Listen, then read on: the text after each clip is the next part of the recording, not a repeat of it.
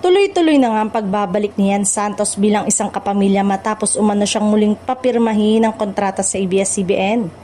Kasabay nito ay ang pagkakaroon niya ng dalawang nakalinyang proyekto na lalo pang magpapatibay sa kanyang pagbabalik showbiz.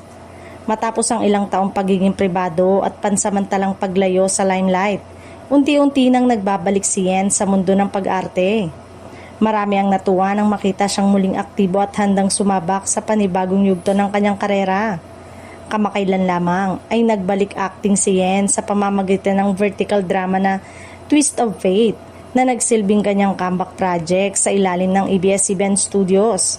Ang proyekto ay naging daan upang muling mapanood ng mga tagahanga ang kanyang husay sa pagganap. Ayon sa mga usap-usapan sa industriya, hindi lamang iisang proyekto ang naghihintay kay Ian dahil mayroon pa umano siyang isa pang nakatakdang gawin sa mga susunod na buwan. Dahil dito, maraming fans ang naniniwalang seryoso ang Kapamilya Network sa muling pagbuo ng kanyang karir. Hindi rin maitago ng kanyang mga taga-suporta ang kanyang kasiyahan dahil matagal nilang hinintay ang pagbabalik ng aktres sa serye ng The Loyalty Game. Sa social media, marami ang nagpahayag ng mga bagong karakter na kanyang gagampanan.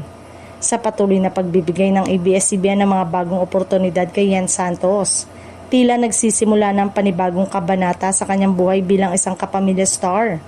Inaasahan ng marami na mas marami pang proyekto at tagumpay ang darating para sa award-winning actress sa mga susunod na taon.